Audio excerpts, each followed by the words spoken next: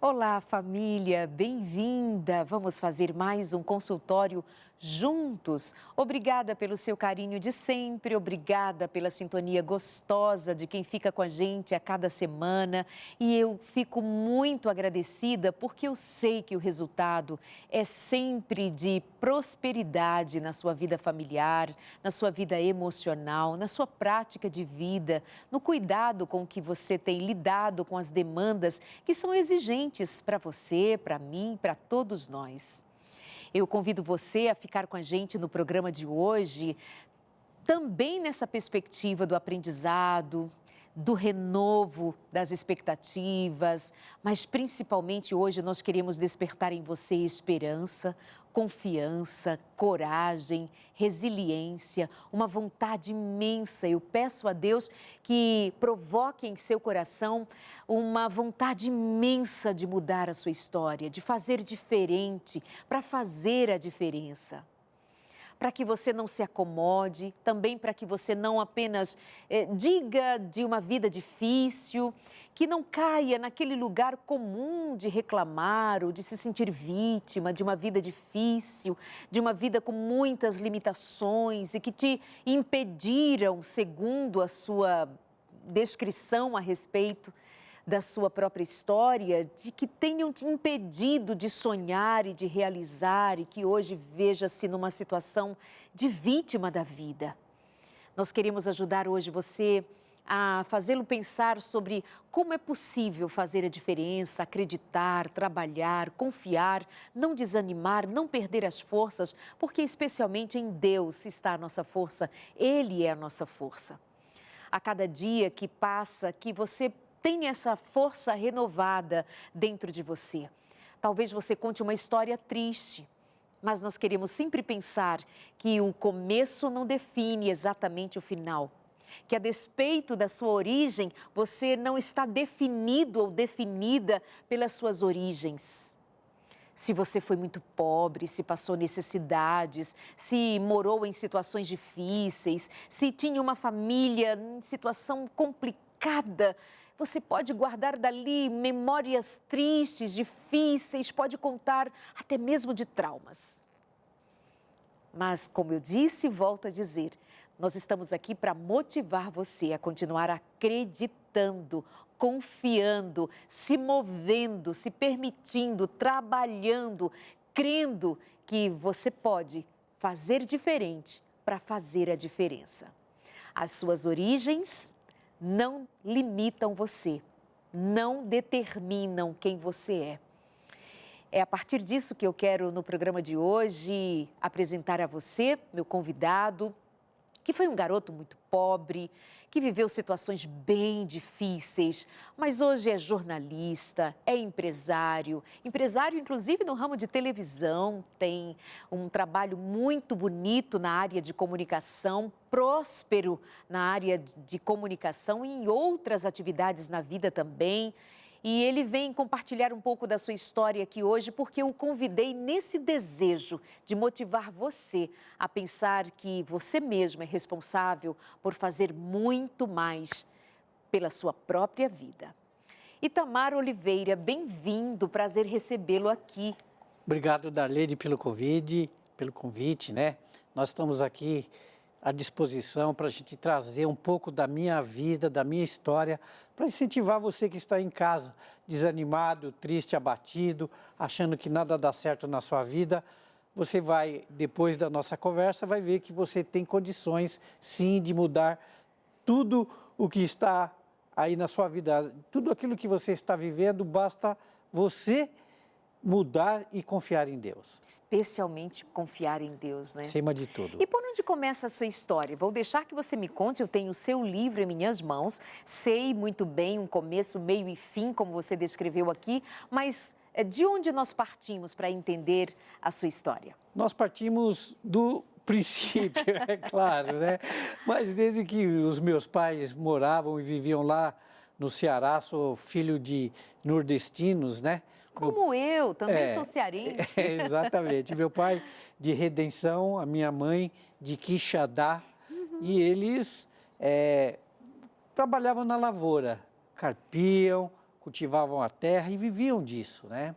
No belo dia, meu pai carpindo ali o chão, olhou para o lado, viu os meus irmãos brincando ali, e ele parou para pensar, eu aqui no Ceará não vou conseguir dar um futuro brilhante para essas crianças. Eram quantos filhos?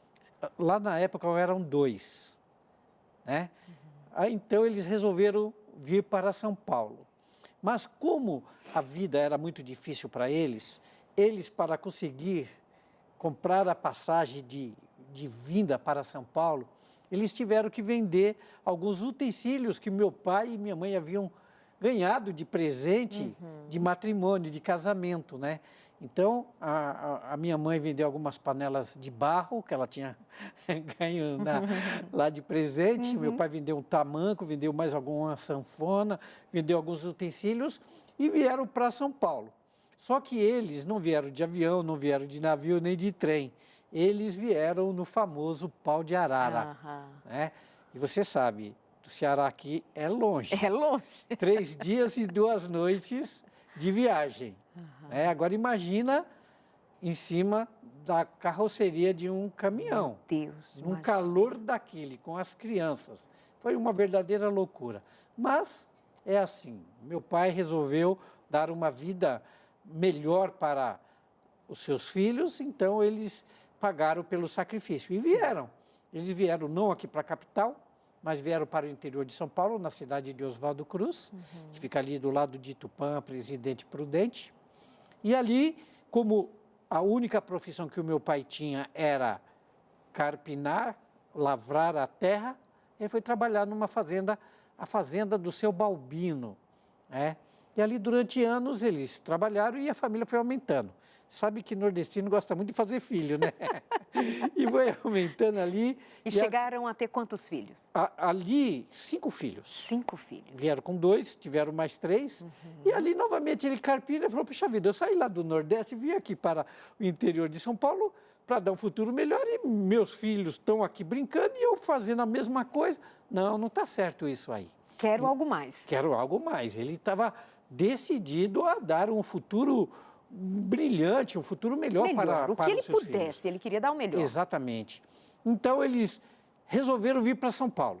Agora é capital. Agora é capital. Só que, você sabe, vim com 5 crianças para São Paulo. Meu pai não tinha dinheiro para comprar uma casa, não tinha dinheiro para alugar uma casa. Então, ele foi morar, juntamente com a gente, no porão da casa de um amigo. O amigo dele morava em cima e nós morávamos embaixo. Só que, Darleide, nessa casa não tinha banheiro, não tinha chuveiro. Era uma vida muito difícil. E nós chegamos aqui, e eu com 5 anos de idade, nós começamos a ir para as ruas, pegar latinhas, ferro velho, lata velha, chuveiro velho, alumínio, e nós vendíamos no final do dia e nós comprávamos a base da nossa alimentação, que era o cuscuz de xerém de milho. Para você aí em casa, que não sabe o que é o cuscuz de xerém de milho, primeiramente, o que é o xerém de milho? Você pega o milho, tira os sais minerais, as vitaminas, o cálcio, o que sobra é o xerém de milho. A minha mãe pegava esse xerém de milho, fazia um cuscuz, e como nós não tínhamos dinheiro para a gente comprar uma mistura, comprar uma carne, a minha mãe ia até o açougue e ela pedia para o açougueiro aqueles pedaços de osso. O açougueiro desfia a carne, não é? Aquela peça que vem, e sobra ali o osso. Aquele osso, minha mãe misturava para dar um gostinho melhor no cuscuz. Algumas pequenas rebarbas de carne que saía dali, daquele osso e misturava. E a gordura. Exatamente. Então, essa foi a base da nossa alimentação. Durante anos, nós só comíamos cuscuz de xerém de milho. Pão era somente no dia de sábado. Uma vez por semana, nós íamos até a padaria Três Rosas, que fica lá em São Paulo, no bairro da Casa Verde, na rua Azilda, e nós comprávamos o pão uma vez por semana, que era aquela bengala, que era um pão bem grande. Mas nós, como não tínhamos dinheiro para comprarmos um pão quentinho, antigamente vendia um pão chamado pão amanhecido, Exato. que era um pão que o padeiro não vendia na sexta-feira, vendia no sábado por um preço mais barato. Hoje não pode mais vender o pãozinho de um dia para o outro, mas naquela época era possível. E nós comprávamos essa bengala. E nós dividíamos por pedaços iguais entre os meus irmãos, o meu pai e minha mãe. E nós nos alimentávamos daquele pão uma vez por semana. Os outros dias da semana era uma única refeição de cuscuz de xerém de milho. Agora, ao contar essas coisas, lembrar, e obviamente você já contou muito essas histórias para as pessoas, para os seus filhos, para a sua família, houve um tempo da sua vida em que quando você lembrava disso tudo, de toda essa dificuldade, você se sentia infeliz, triste, reclamava, isso repercutia dor no seu coração por ter passado tanta dificuldade? Ou você sempre foi alguém levado a considerar, essa é a vida e vamos embora? Como é que é? Eu vou falar uma coisa para você com toda sinceridade. Eu sempre, desde pequenininho, desde os meus 5 anos de idade, eu não sei o que aconteceu comigo, aliás, eu sei. Eu sou um escolhido de Deus. Desde aquela época, Deus já me mostrava que eu seria um grande homem. E eu nunca me lamentei pelas dificuldades, pela fome que eu passava, por eu não ter roupa, por eu não ter um banheiro para usar, não ter um chuveiro para tomar banho. Eu levava a vida com alegria. Olha, eu era o caçula dos meus irmãos. Eu era o primeiro que acordava.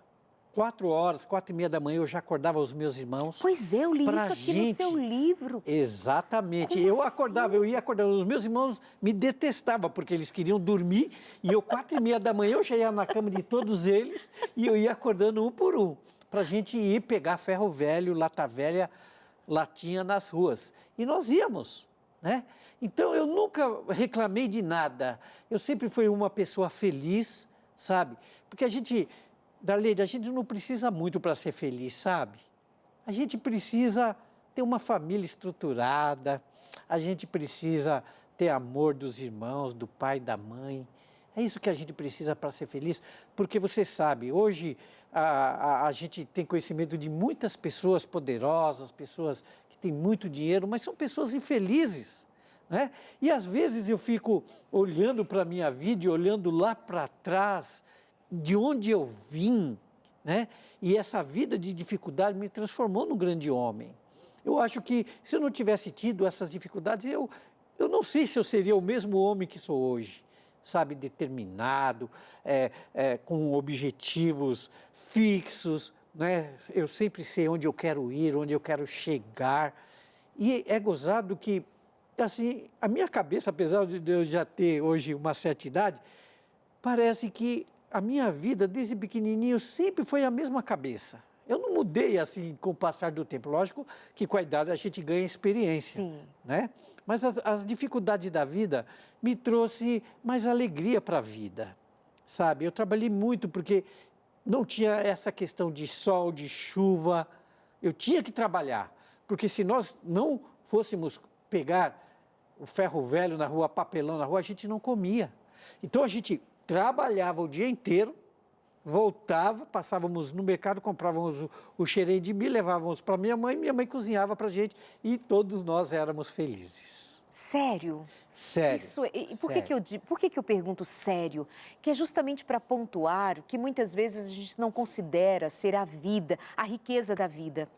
Né? E, obviamente, a gente está falando de uma situação um tanto extremada, né? De comer apenas um determinado alimento, de não ter roupa, de morar em situação bem adversa. Nós estamos falando de um extremo e que representa uma grande parte da população brasileira e de tantos outros no mundo, né? A pobreza. Mas o que nós queremos enfatizar aqui, ouvindo a história do Itamário, lendo o seu livro e lembrando de tantas outras pessoas, lembrando de muito do que nós vemos no nosso dia a dia, familiares nossos, pessoas nossas, é que assim, isso existe, isso é uma realidade, mas vamos lá, vamos levantar a cabeça, vamos acreditar, vamos trabalhar com o que estivermos à mão para fazermos. Você vendia lá papelão e chegou uma hora de vender limão. E aí você se tornou um empresário do limão, praticamente um garoto. Conta essa parte. É verdade. Olha, vou falar uma coisa para você, Darleide. Deus faz as coisas tudo certinho na vida da pessoa. E Deus sabe e conhece a gente quando a gente está no ventre materno. Eu fui escolhido quando estava no ventre materno da minha mãe.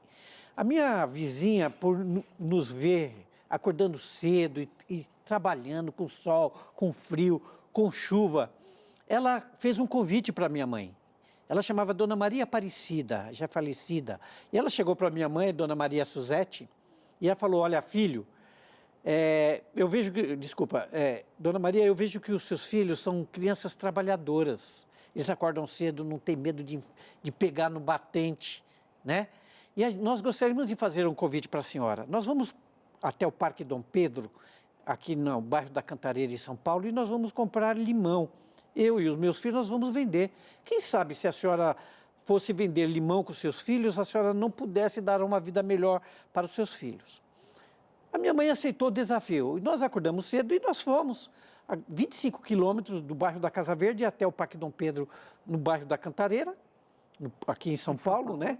E nós compramos uma caixa de limão. E nós voltamos esses 25 quilômetros a pé, batendo de porta em porta, de bar em bar, de restaurante em restaurante, oferecendo limão.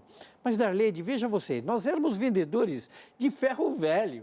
Nós pegávamos lata velha, papelão, e agora nós mudamos de ramo. Agora nós éramos vendedor de frutas. Então, era muito difícil vender o limão, porque nós não tínhamos uma clientela. Mas a gente batia nas portas, batia, e aí começou os problemas.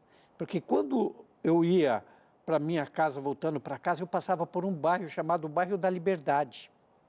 Famoso. Famoso, e ali está cheio de japoneses. Uhum. Mas antes de falar dessa história para vocês aí em casa, dessa história do Bairro da Liberdade, todo dia eu passava por uma rua, com 5 anos de idade, e quando eu passava por ali, eu comecei a ouvir uma voz. Mas você não andava sozinho, né? Com 5 anos você ia com um irmão, a mãe, alguma coisa assim? Na realidade, nós íamos até o mercado e depois cada um ia para um lado para a gente alcançar o maior quantidade de comércio e de lares para a gente tentar vender o limão. Entendi. Desde cedo eu entendi uma das grandes coisas da venda. Vende mais quem aborda mais. Então, se meus irmãos, nós nos dividíssemos o caminho, nós iremos abordar mais, portanto, nós iremos vender mais. E quando eu passava por uma rua, eu comecei a ouvir uma voz. E essa voz começou a falar comigo, você precisa estudar japonês, você precisa estudar japonês. E eu olhei para um lado, olhei para o outro, não tinha ninguém. Eu falei, gente do céu, estou ficando louco. Eu fui para minha casa e falei, mãe, amanhã a senhora vai comigo. Porque todos os dias eu passo numa rua, essa rua é mal assombrada. Lá tem fantasmas que estão falando comigo. E a senhora precisa ir comigo para ver se eu estou ouvindo coisas ou é fruto da minha imaginação. E minha mãe foi comigo.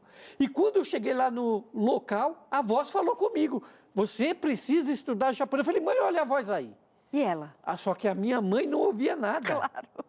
Era só eu quem ouvia. Meu Deus. Aí eu falei, minha Nossa Senhora, eu estou ficando louco mesmo. Só que como eu não me alimentava direito, eu comia muito mal, uma vez só por dia. Meu Deus. Pão somente de sábado. A fome, eu achei que a fome estava fazendo com que eu ficasse ouvindo vozes. A minha mãe falou, é a fome que você está passando, filho, está fazendo com que você essa voz, mas eu vou tentar achar um psicólogo, um psiquiatra, para você conversar com ele. Né? E ali eu fui embora e eu evitei de passar naquela rua novamente, porque eu tinha medo. Porque eu achava que eram os fantasmas que estavam falando comigo.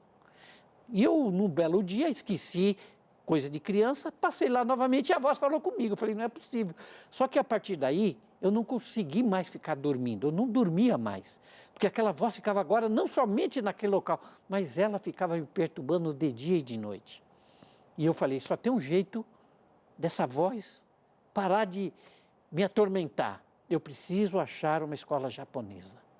E no bairro da Casa Verde, eu fui, descobri que tinha uma escola japonesa lá, eu com 5 anos de idade, com um saco de limão nas costas, um saco de farinha e a gente colocava o limão lá dentro, nós comprávamos aquela redinha amarela e nós colocávamos meia dúzia, 1 dúzia, 2 dúzias de limão, colocávamos dentro desse saco de farinha e nós carregávamos. E eu bati lá, eu era tão pobre, só tinha um shortinho, eu não tinha chinelo, não tinha sapato.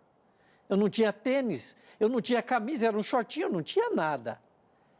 E banho era uma vez por semana só. Que eu entrava dentro do tanque de roupa da minha mãe não deixava a gente tomar banho durante a semana, porque ia gastar a água do amigo, o amigo já estava cedendo a casa e minha mãe não queria que nós gastássemos água para não dar despesa. E você diz aqui no livro que a casa era tão... O lugar onde vocês moravam era tão baixinho que seu pai andava meio que agachado, assim. Todo mundo que era um porão, Era né? um porão. Ali, o amigo do meu pai guardava resto de azulejo, de cimento, de areia. Nós dormíamos ali junto com essas coisas, materiais de construção dele, com as ferramentas. E era tão baixinho que meu pai tinha que andar abaixado. E meu pai não é tão grande. Então, a gente tinha que andar. E tudo era... A gente preparava tudo na lata, com fogueira, porque nós não tínhamos fogão a gás, nós não tínhamos nada. Banheiro a gente tinha que ir no mato. Então, era uma vida muito difícil, né? E nós, eu com 5 anos de idade, bati lá na escola japonesa, saiu a professora, e eu falei, aqui é a escola japonesa? Falou, eu vim me matricular. A voz me mandou, eu vim me matricular. O professor olhou para aquele catatá, o menininho todo sujo, só de shorts. Itamar, vem cá. É desse jeito mesmo, Itamar? Sim. 5 anos de idade. 5 anos de idade. Você indo lá pedindo para se matricular numa escola de japonês. Exatamente. E a professora, quando me viu, maltrapilho, sujo, com saco de limão nas costas, falou, menino, aqui é uma escola paga. Eu falei, mas eu vou pagar. Falou, só que você precisa trazer um responsável por você.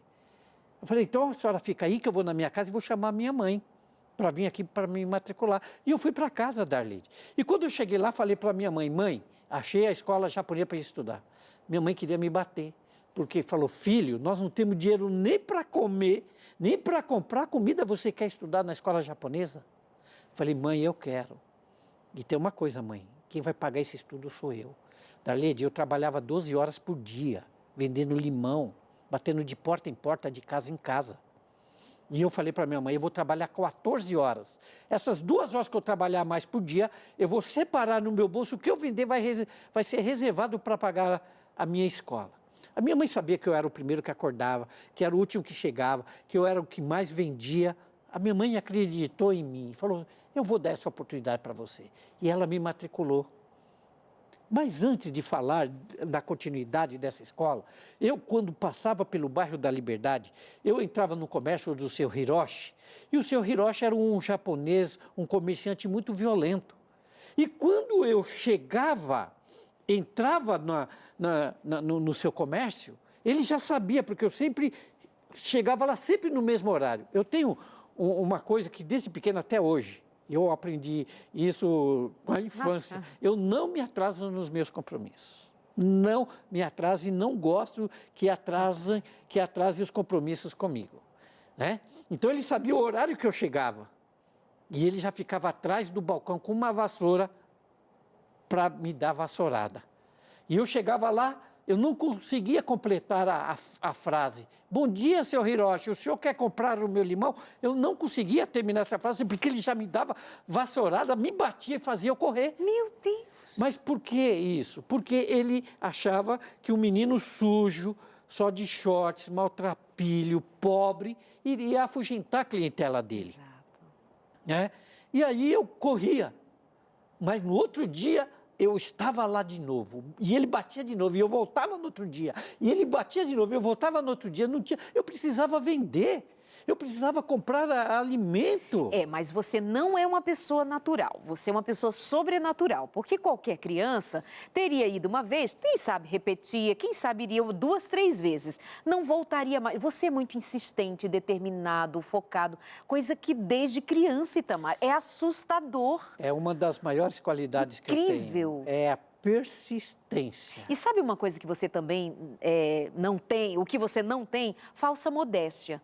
Você diz, eu sou escolhido, Deus me escolheu, eu sou assim desde pequeno, essas são as minhas qualidades, eu sou objetivo, eu sou determinado. Você fala bem de você, ou seja, é alguém que se vê bem.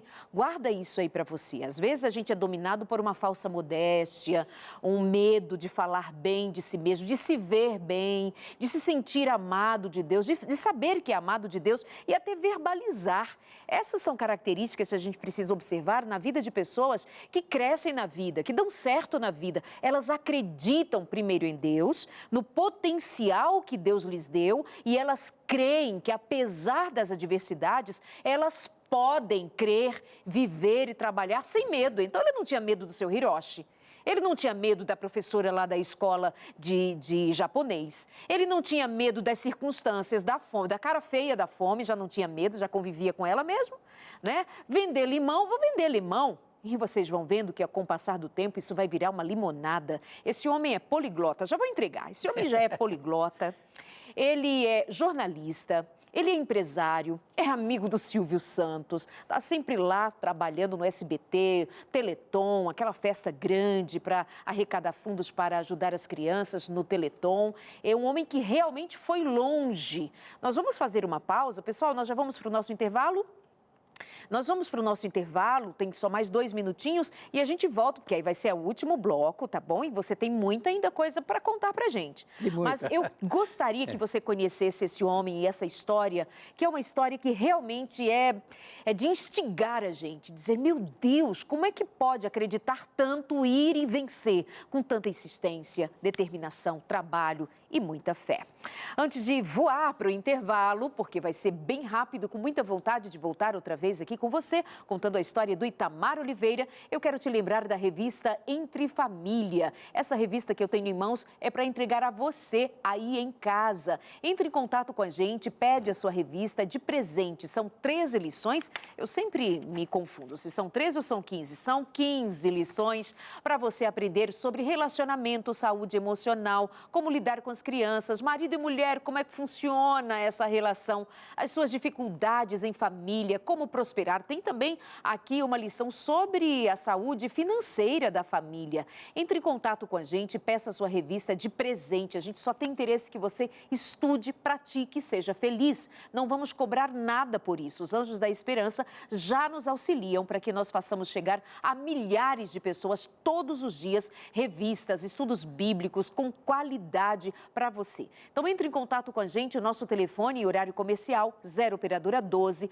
21 27 31 21, 12 21 27 31 21. Ou você pode mandar agora usando o aplicativo do WhatsApp, é facinho, DDD 12 98244 4449. Só precisa me mandar uma mensagem dizendo, Darleide, me manda a revista Entre Família. Nós vamos pedir a você então para fazer o cadastro. Você vai receber em casa de presente a revista Entre Família. Combinado? Nós vamos agora para o nosso intervalo e já voltamos. Até já!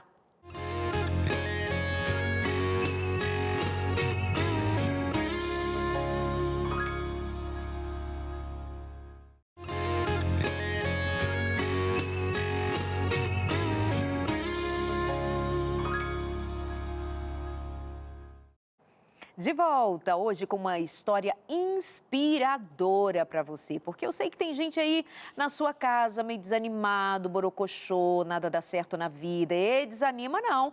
Se desanimar, o que muda? Nada, quer dizer, piora tudo. Nós estamos aqui hoje conversando com Itamar Oliveira, que é jornalista, empresário e tem uma história assim muito, mas muito especial, motivadora, inspiradora e que tem ajudado a transformar a vida de muita gente. A partir da fé, da confiança e do trabalho, da motivação que há para que a gente continue a vida. E ele escreveu tudo, ou parte do que ele viveu, aqui no livro O Menino Limoeiro. Se a vida lhe oferece limões, venda-os e mude o seu destino. Escrito pelo jornalista Alberto Danon, O Menino Limoeiro. E aí, Itamar, você estava contando pra gente do senhor Hiroshi, que não comprava seus limões, pelo contrário, mandava você embora todo dia com uma grosseria que só Jesus na causa. Mas um dia...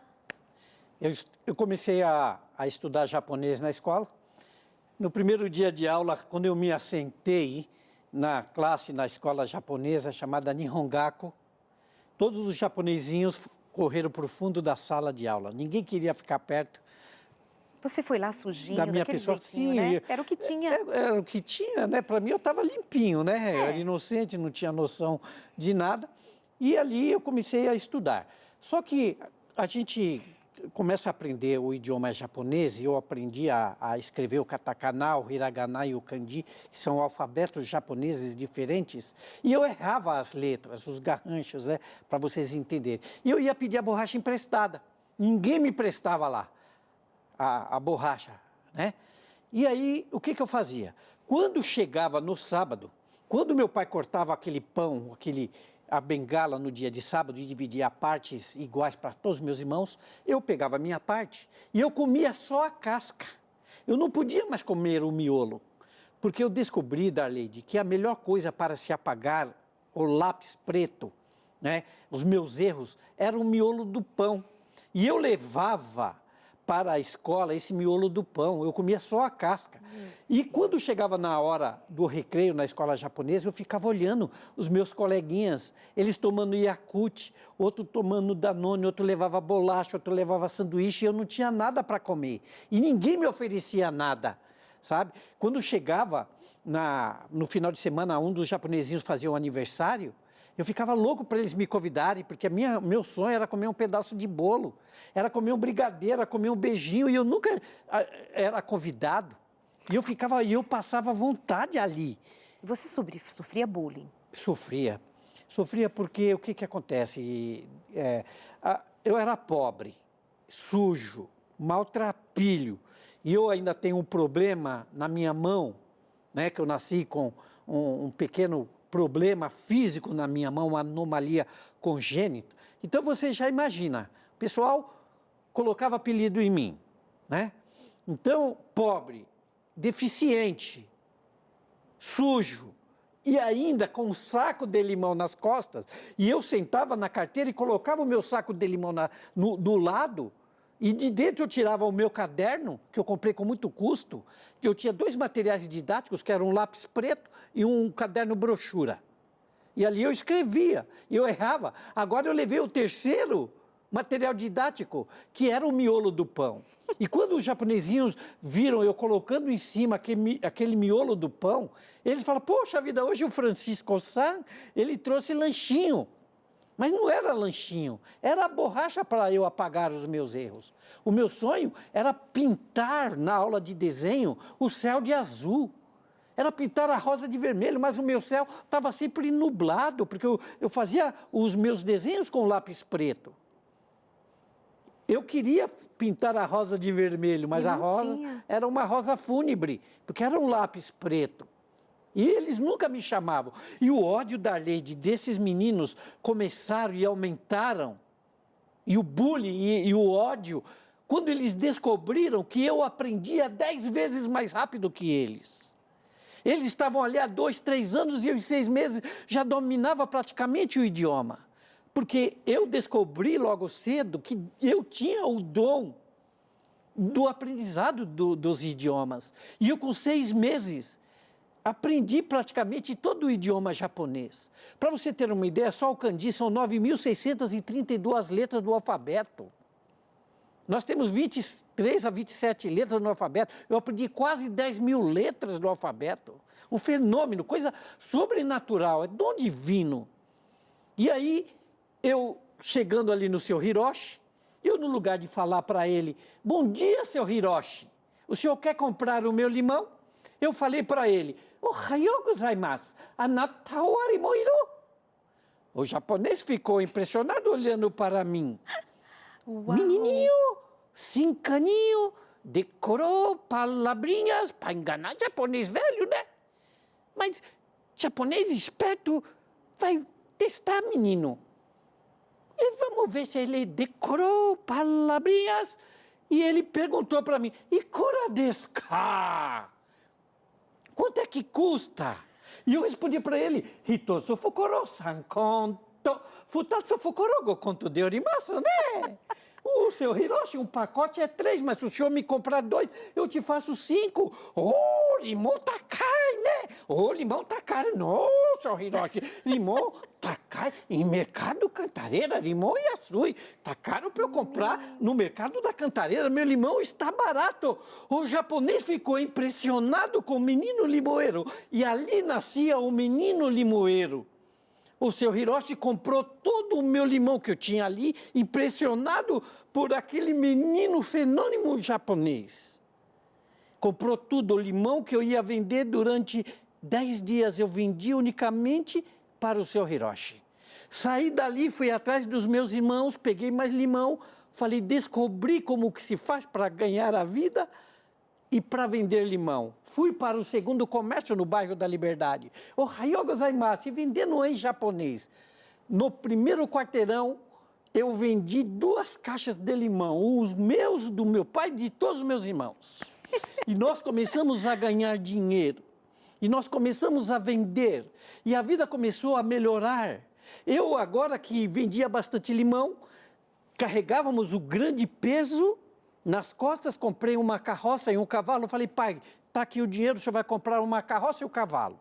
Meu pai ia na frente com a minha mãe e eu atrás, colocando meia dúzia, 1 dúzia, 2 dúzias de limão, ensacando e vendendo. E nós vendíamos, nós não vencíamos de vender mais limão. Então eu falei, pai, o senhor precisa tirar sua carta. Eu com 6 anos de idade nessa época, falei, pai, o senhor precisa tirar sua carta. Mas tirar para quê? O senhor vai ver, meu pai tirou. Eu comprei uma perua Kombi para ele. Como assim? 6 anos, meu pai dirigia agora a perua Kombi. E eu coloquei um alto-falante da Lady em cima e eu pegava o microfone no bairro da Liberdade e eu ia gritando e eu aprendi a cantar música japonesa. Só não vou cantar aqui porque nós não temos tempo. Shui sototomuni harakimasu godematemo. Eu ia cantando e vendendo limão e vendendo e nós começamos a ganhar dinheiro. A primeira coisa que eu fiz quando ganhei dinheiro, eu fui numa papelaria. Comprei 6 dúzias de lápis de cor. Comprei 10 canetinhas Silva Pen. Eu fui não sei se você já viu uma borracha chamada borracha de Itu. Uma borracha desse tamanho. Que a metade é vermelha, a metade é azul. Para nunca mais faltar borracha para eu apagar os meus erros. E ali a vida começou a mudar. E como eu descobri que eu tinha o talento para a música, e eu lembro que eu comprei o meu primeiro par de tênis, um Conga, azul e branco, uma calça jeans leves, e eu comecei a mudar a minha vida e a vida da minha família. E nós que morávamos ali naquele porão, naquele sótão ali, naquele porão, eu descobri que na frente tinha um senhor que estava vendendo um terreno. Eu falei, pai, o senhor vai lá e veja se o senhor Francisco faz esses 10 mil réis para nós pagar em 10 anos. Meu pai foi, assinou as promissórias e nós compramos. Da Lady, eu construí ali um barraquinho, nós entramos dentro desse barraquinho. Era o barraquinho, a coisa mais linda, era chão batido, mas era nosso. Nós construímos um banheiro para a gente tomar banho. E ali, depois que eu construí aquele barraquinho, eu falei, pai, toma mais dinheiro para o senhor comprar madeira e telha. Meu pai comprou, mas para quê? Construiu o segundo barraquinho. O meu pai construiu o segundo barraquinho. Eu aluguei aquele barraquinho. Com o aluguel daquele barraquinho, ajudava a gente a pagar a prestação do terreno. Com mais o dinheiro que a gente vendia o limão, eu construí o segundo barraquinho.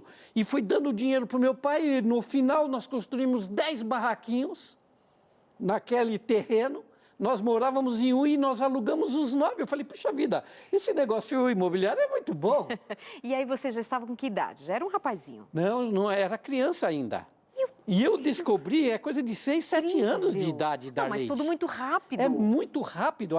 A minha vida passou muito, muito rápido. Eu não tive infância. Eu sou um perna de pau, eu não sei jogar bola, eu não sei pinar papagaio, eu não sei rodar Andar de peão. bicicleta.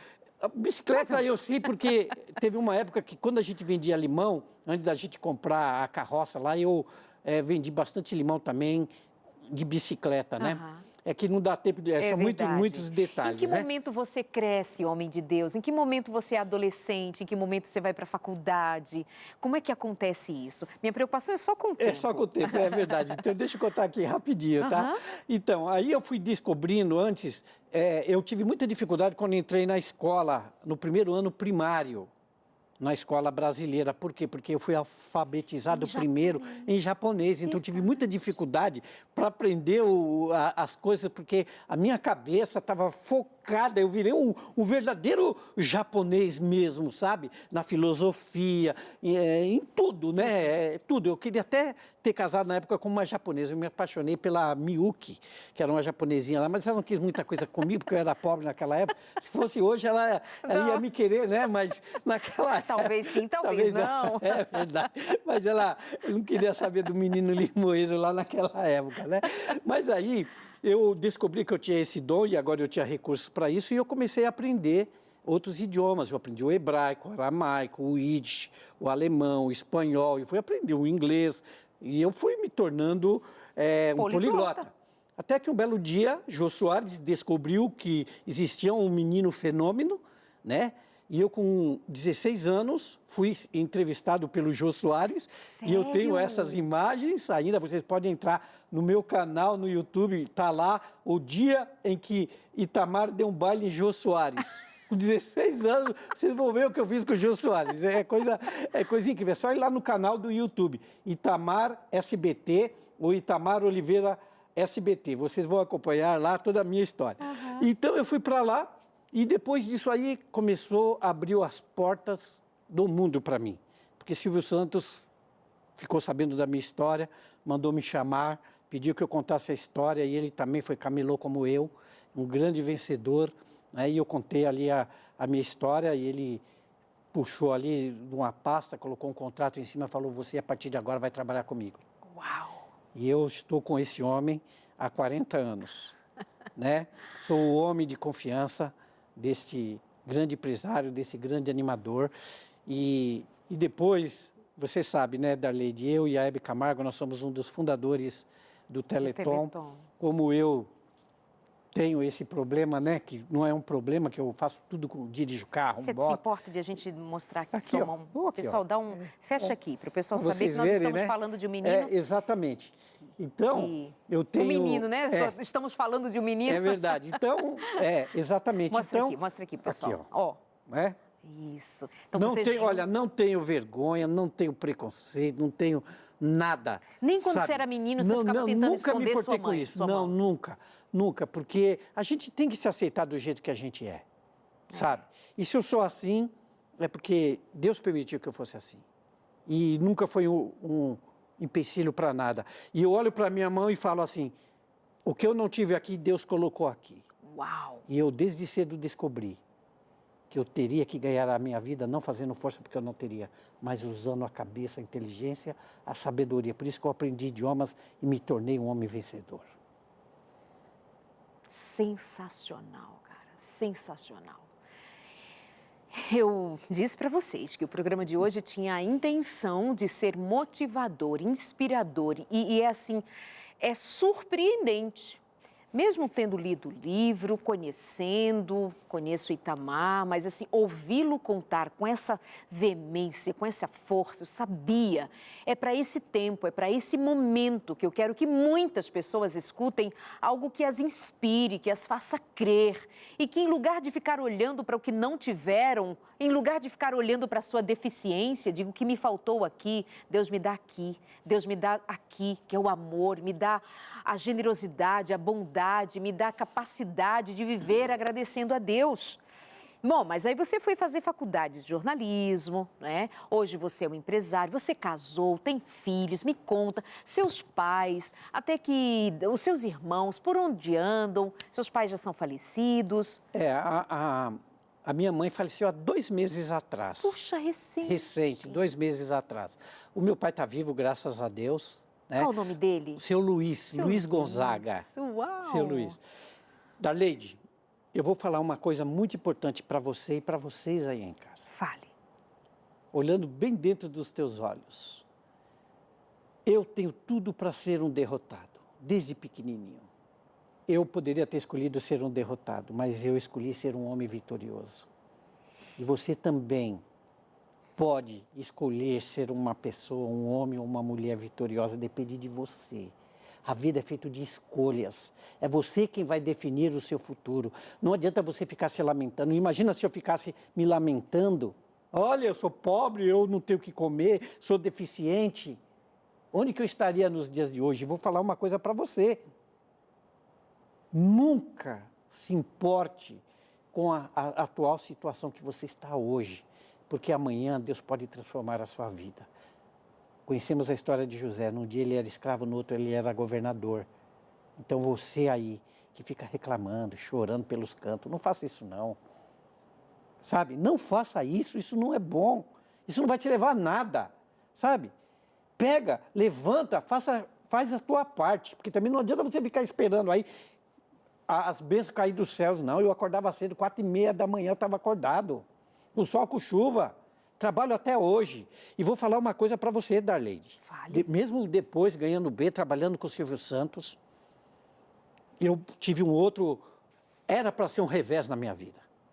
Eu sou o homem que dou os conselhos, sou conselheiro de Silvio Santos. Sou amigo íntimo, particular, confidente dele. E eu levei um problema do jornalismo para ele. Né? Seu Silvio, nós estamos com esse problema, assim, assim... E eu sempre, quando vou levar um problema, eu já levo a solução junto. Eu não vou levar problema, eu resolvo os problemas para ele. Então, eu levei a solução junto. E ele estava num dia que não era um bom dia, né? Ele ia viajar e estava num dia muito péssimo, e eu tinha que falar com ele naquele dia. Eu sabia que Deus falou, hoje não é o dia de você falar com ele, mas ele ia para Orlando no dia seguinte, ia voltar só depois de 4 meses, e eu tinha que resolver aquele problema. E assim mesmo, eu sou uma pessoa destemida, eu fui e falei com ele. Falei, seu Silvio, olha, está acontecendo isso, assim, assim, assim no jornalismo, a audiência está caindo por causa disso, disso, daquilo, nós temos que fazer isso e aquilo. Ele pegou, bateu a mão na mesa e falou, seu Itamar, quando você tiver a sua televisão, a sua estação de televisão, você mude o que você quiser. Aqui eu não vou mexer em nada. Darleide, quando as pessoas tomam uma bronca do Silvio, ele fala dessa forma, a pessoa leva pelo menos 1 ano para se recuperar psicologicamente. Era para me ter derrubado. Porque ele é respeitoso, ele é querido, educado, mas Sim. Quando fala firme... Como fala firme... Silvio pegou pesado hoje. Pegou pesado. E ele falou, você quer mudar? Quero. Tenha a sua estação de televisão. E ele viajou. E aquilo ficou na minha cabeça. Era para mim ter ficado no chão, porque outros funcionários, às vezes, vai falar alguma coisa e ele austero. A pessoa fica 1 ano, foge dele, não quer mais se encontrar com ele, fica traumatizado. Mas eu peguei aquilo como uma força, como algo muito importante para mim, algo que era para ser negativo. Eu falei, é algo positivo para mim. Eu vou fazer desse limão a limonada. Ele viajou para os Estados Unidos. Quando ele voltou com 4 meses para cá, eu já era dono da primeira estação de televisão. Eu estudei, eu pesquisei, eu não dormia mais. Como se consegue uma concessão de televisão? Eu fui e consegui na cidade de Jandira a minha primeira estação de televisão. Quando ele voltou, eu coloquei em cima da mesa. Falei, obrigado, seu Silvio. O senhor me deu uma estação de televisão, mas o quê? Eu não dei nada para ninguém, eu estava viajando, cheguei hoje. Não, o senhor deu, está aqui os documentos. Ganhei a primeira concessão na cidade de Jandira. Falei, ganhei aqui, o senhor falou para mim ter a estação de televisão, então agora eu tenho a minha estação de televisão. E eu vou mudar o que eu quiser lá dentro do jornalismo, seu Silvio. Mas eu não vou abandonar o senhor não, porque eu não trabalho por dinheiro, estou com o senhor por uma missão, porque eu amo o senhor. E todas as vezes, Darleide, que eu encontro com ele, antes de ir embora, ele me dá um beijo no rosto. E todos os dias que eu me encontro com ele, eu falo, Silvio, eu te amo. Sério? Eu que legal. digo, eu tenho isso gravado. Que legal. Sabe? Eu falo, Silvio, eu te amo. E ele sabe do meu amor, que é sincero e genuíno. Gente, e assim, o Itamar, ele tem levado a cada ano na festa do Teleton cantores nossos aqui da gravadora, né? Sempre fazendo presença lá, cantores nossos, representando a fé, né? A fé do Itamar, é adventista, Silvio Santos sabe disso, respeita isso. Então, você é um homem que não esconde a sua fé, que não mede os seus esforços em todos os sentidos, como empresário, como amigo, mas especialmente como filho de Deus, como servo de Deus, como representante de um ministério, né, que você carrega, de uma missão. Bendito seja Deus. Estou muito feliz de ouvi-lo contar a sua história aqui no meu programa, já tendo contado no Jô, né? Há muitos anos. E aí você vem hoje aqui contar pra gente. Com certeza, Darleide. E hoje você tem uma rede de televisão. É verdade, Darleide. Hoje, graças a Deus, nós temos, são 25 emissoras de televisão. né, espalhado por todo o Brasil, é a Rede Nova TV. E se você quiser assistir, é só acessar redenovatv.com que você vai assistir. Legal. E há um ano atrás, eu falei, seu Silvio, a Globo está no mundo todo, a Record está no mundo todo, a Band está no mundo todo, o SBT só está no Brasil. Vamos levar para o mundo todo o SBT, vamos pegar o mundo inteiro, seu Silvio, só nós estamos ficando para trás. Não quero mais saber não, já estou partindo dessa para uma melhor. Eu falei, não, seu Silvio, você vai viver muito ainda. Vamos tornar o SBT mundial. Não quero. Ele disse que não queria. Sabe o que eu fiz, Darlene? Peguei as minhas emissoras e coloquei agora para 196 países do mundo, nas 7 maiores plataformas de streaming do mundo. Então, os desafios, não para, né? Eu não paro. É Deus quem... Os seus irmãos trabalham com você? Como é que a sua família, por onde caminhou? Devem admirar muito, respeitar muito você. Sim, com certeza, porque eu era o caçula e me tornei um dos mais bem-sucedidos da família, né? Mas os meus irmãos todos estão bem, graças a Deus. Eu tenho 3 irmãos que moram nos Estados Unidos, né? E são eu venho de uma família de gênios. E você tem quantos filhos? Eu tenho 3 filhos e agora eu fui vovô. Nasceu o netinho, o Luca, que é a minha paixão, está com 6 meses hoje. E você já está casado há quantos anos? Estou casado há 35 anos com a mesma esposa. Graças a Deus. Como é o nome dela? É Silvia. Silvia, beijo para você, Silvia. O nome de uma das filhas do Silvio, né? Santos. É verdade, é a filha número 2. Pois é. Nós vamos nos despedindo daqui. E eu gostei muito quando você olhou ali na câmera agora há pouco e deixou o seu recado. E o que você me fala de fé? E o que você me fala de experiência com Deus? Mais uma vez, deixe assim a sua inspiração para quem está em casa nos assistindo, cansado, desanimado. Onde entra a fé na sua história? Imagino que o tempo todo, né? É verdade. Se você está desempregado, desanimado, com as contas atrasadas, suas dívidas se aumentam a cada dia, não desanime. Acredite em Deus que você vai sair dessa, você vai conseguir, mas você vai ter que fazer a sua parte. A Bíblia diz, esforça-te e eu te ajudarei. Não adianta você esperar só por Deus. Deus só vai fazer aquilo que você não pode fazer por você mesmo. Aquilo que depende de você, Deus não vai mover uma única palha, absolutamente nada. Você tem que fazer a sua parte e a partir dali você vai ter a ajuda de Deus. Deus não vai mover uma palha daquilo que corresponde a você. Hoje eu tenho as coisas, mudei a vida da minha família, a minha própria vida, porque eu corri atrás. Mas não adianta também você correr sozinho, você tem que correr com Jesus do lado, com Deus do seu lado, porque é Ele quem vai te dar força, é Ele quem vai te dar energia, é Ele quem vai te mostrar o caminho, é Ele que vai abrir os caminhos para você. E não desanime, né, Darlene, não desanime. A sua família sempre foi cristã, sempre foi adventista? Eu conheci a Igreja Adventista com 10 anos. Ok.